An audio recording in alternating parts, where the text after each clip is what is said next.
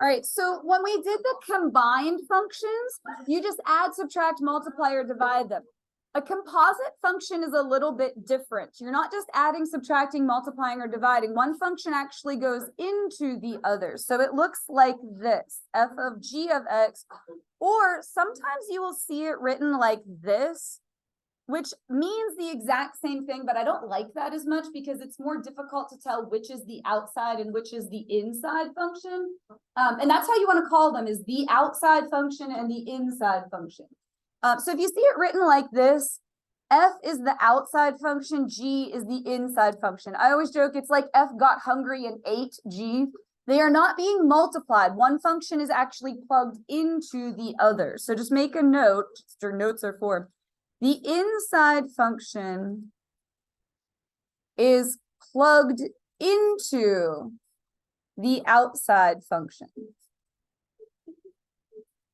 So again, they're not being multiplied. One is actually being plugged into the other. And the way I tie that into the telephone game and the way it helps everybody remember how to do this is with a function, you have an input. So give me a single digit number. We'll just make something up. 8. Say you input 8 and the output is 4. And then you take that 4 and you pass it along like the telephone game to the next function, and 4 becomes the new input. I had a little bit of an editorial comment in the middle of that one, so let me make up another one. Don't say anything. I want you to confuse everybody. Give me another single digit number. All right, say you plug in 2 and you get back 8. You then take 8 and pass it along to the next function. It's exactly like the telephone game. I gave you a sentence, you altered it, and then that new sentence got passed along to the next person. Are you mentally following me? Mathematically, that's what's happening, is it's exactly like the telephone game. So we're going to use these two functions for A, B, and C. You start with the inside function. So when you look at A, which one is the inside function, F or G? G. Okay, and usually I circle that. G of 4. Pretend this isn't even here. We're going to do G of 4. Ready? We're going to input 4, see what the output is. So if you input 4 right here, 2 times 4, 8 plus 1, 9 gets passed along to function F, exactly like the telephone game. And I want you to write that middle step, F of 9, because that's kind of the only work that there is. Now we're going to plug 9 into function F. Ready? That's over here. 9 squared. 81 minus 7. 74. Good. And then that's your final answer. Now that is just like a telephone game with only 2 people. You could, bless you, in theory, have F of G of H of, whatever letter of the alphabet you want to use next. You could link as many functions as you want. We're mostly just going to do 2. I might have 1 on here that's, no, actually, I don't even think I have a 3. We're just going to do 2. All right, which function is the inside for this one? F. Okay, so pretend the G isn't even there. We're going to do F of -6. Whatever our output is will get passed along like the telephone game to the next function. So when you do F of -6, right here, -6 squared, 36 minus 7 is 29. So now we're going to plug 29 into function G. So it gets passed along like the telephone game. So if you plug in 29, 2 times 29, I would do 2 times 30 and then just kind of alter that. Good. 58 plus 1, 59 is your final answer. Now you can use the same function twice. These are both F. That's fine. We're going to do F of -2. Whatever we get, whatever our output is, we'll plug it back into function F again. You can do that. That's fine. It's kind of like cannibalistic, but that's what's going on here. All right, F of -2. -2 squared. 4 minus 7 is -3. So now we're going to plug -3 into function F. -3 squared, 9 minus 7 is 2. Now we're going to do the exact same thing except with graphs. You're going to have to look because there's no math with this. You just find the point on the graph. I don't have a better explanation than, hey, look, there it is. Okay. So which function do we start with for A? All right, you're going to start with G. G of -1. Now you have to look. because there's no math. You just find it over here. This is function g, the parabola. You're looking for a point that is -1 comma something. That something is the thing that we want. Good. Do you see how it's -1, 1? All right. So that 1 is what gets passed along. So now we have f of 1. So you're going to come over here to function f, and you want the point 1 comma whatever. And do you guys see it there? Like, I can't force you to see it. Like, I can't walk up to you and shake you and be like, do you see it? You know, you have to just look. There it is. All right. Which function do you start with on this one? All right, g. We're going to do g of 0. G of 0 would still be 0. So we're going to plug 0 into function f. And so it's the point 0 comma whatever. And if you plug 0 into function f, what are you going to get? -1 right there. Yeah, and see, that's what you have to be really careful with these, is like looking at the correct one. Which one do you start with for this one? F. So you're going to do f of -3. So over here, you want the point -3. Good, that's 2. So now you're going to plug 2 into function g. 2 gives you 4. So your answer is 4. Those are nice because they're no work, but if you don't know how to read a graph, you won't be able to get it. Okay, so just be careful. Now, these ones are not involving actual numbers. You're going to keep x in there. As a heads up, that means they are slightly more work. They're more writing. Okay, so we're going to find f of g and g of f for each of the following. So it's like a part A and a part B. So first, we're going to find f of g. And yes, you have to label them because they're different. All right, so Ms. Cole, we have to write that yes. It's like f got hungry and ate g. G is getting plugged into f. They're not being multiplied. This entire thing, and don't write this on your paper because I'm going to have to erase it. This entire thing is getting plugged in over here. And as a heads up, if there are 2 x's over here, it gets plugged into both of them. Did you all get that? Yeah. There's more than one. You plug it into both of them. All right, so it's going to be 2 times x minus 7 squared. I removed the x and replaced it with x minus 7. It's a replacement like that telephone game. You removed a word and replaced it with a new word. And then the -5 is like, hey, I'm here. All right, then you got to work that out. Again, I told you this is tedious. When you see x minus 7 squared, it really means you're going to write it twice. Good. Again, this is a little bit more writing. You'll be okay. And if you notice already that there's going to be a squared and you have to write it twice, you can just jump straight to that step. That's fine. So now we're going to multiply this all together. The 2 is going to wait patiently. X times x. X squared. Good.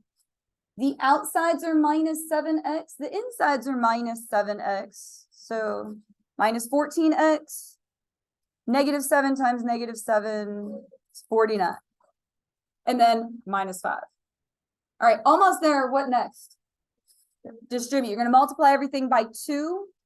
That'll be 2x squared minus 28x plus. So 49 times 2. I would do 50 times 2 is 100. And then just alter. Now that would be 98 minus 5 is 93. And then that's your final answer. Not done. There's a part B. Now we're going to do g of f. You can't just negate this. It's not the same thing. All right. This time g gets plugged into f. And this is why I said don't write this on your paper because I'm going to have to erase it. I want you to look. Now this entire thing is getting plugged in over here. So I'm going to remove x and replace it with 2x squared minus 5. So I take out the x, replace it with all of that, and then what else? And this is usually the way it turns out, is that one way is a little bit of work and the other way is super easy.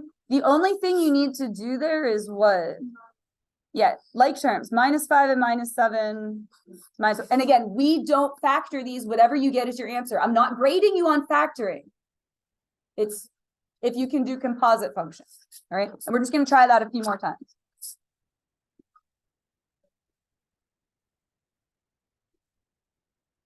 So go ahead and write f of g. You have to label them. They need to be labeled because they're different. And again, don't draw the arrows on your paper because I'm going to have to erase them. I'm just doing that to illustrate for you. So which function gets plugged into which? Good. This gets plugged in over here. So that is going to give you all of this entire thing, square root of x plus 3 squared. Can you simplify that or not? Because sometimes you can and sometimes you can't. Yes. What is going to cancel? And that's because it's over the whole thing. If it's only over part of it, you can't get away with that. But those will cancel and you will just get x plus 3 as your answer. Now, when you do it the other way around, and yeah, you have to label it because they're different. This time, which one gets plugged into which? Good. F gets plugged into G, so this is getting plugged in over here. We're removing x and replacing it with x squared. It's a replacement. Can you simplify that anymore or not? You are done. The squared and the square root don't cancel because the squared is not over the whole thing. It's only with the x. So you're done. To illustrate what it would look like, let me grab a sticky note. Please don't fade out on me because I want you to understand this. If it was a square root over the whole thing squared, do you see that? That would cancel. Okay, well, actually, that's exactly what we did here. But it has to be the whole thing. Okay, so 15, f of g of x. G gets plugged into f. So this 1/3 x squared gets plugged in over here. It's a replacement, just like telephone game. You removed a word, replaced it with a new word. You're going to remove x and replace it with 1/3 x squared. So then can you do anything else with that, or are you finished? You're finished, which is great. It's no work, but you have to be able to identify when you keep going and when you have to stop. All right, then we're going to do g of f. The most commonly missed thing on any of this is people simplify when they're not supposed to. Like they just meddle with it when there's nothing you can do. So this time, square root x minus 8 gets plugged in over here. We're going to remove x and replace it with that. So it will look like this. 1/3 square root of x minus 8 squared. You remove the x, replace it with the entire other function. And again, if there's more than one x, because delta math does this, there's more than one x, you have to replace both of them. So can we keep going here? Yeah. Yes, the squared and the square root will cancel because it's over the whole thing. So that'll cancel and just give you x minus 8. And then your last step would be what? Distribute, which isn't going to make it look vastly different. It'll be 1/3 x minus 8/3.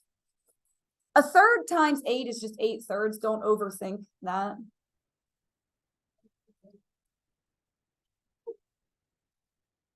All right, a couple more.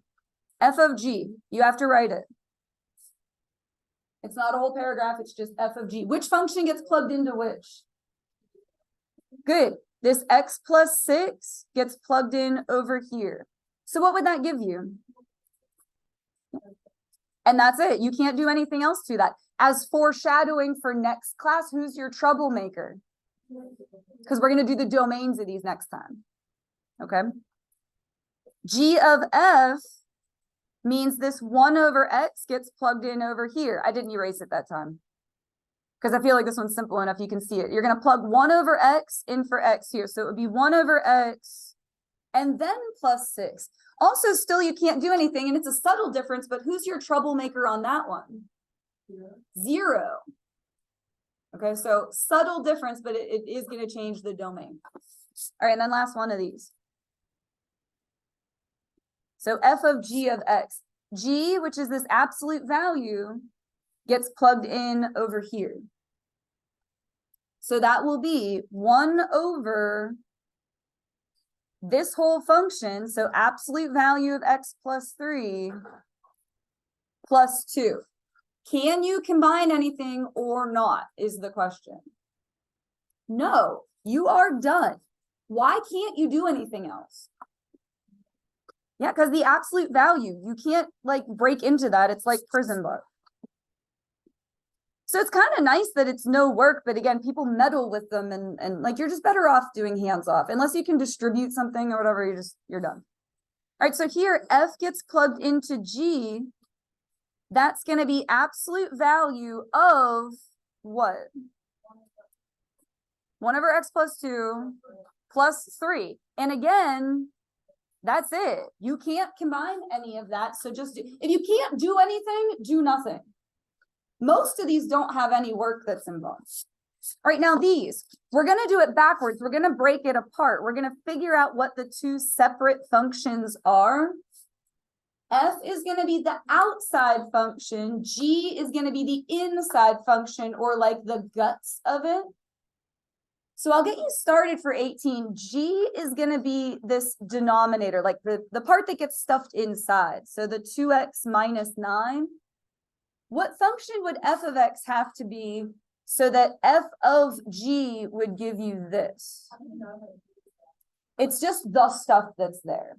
Like, for example, when we go to do this one, what is g going to be? Like, what's the stuff that's inside? Yeah, exactly. That's like the guts of it. Sorry, I just went ahead and did that since I got that question. Like, g is going to be the guts of it, as long as it's f of g, which I write the problem, so it will be.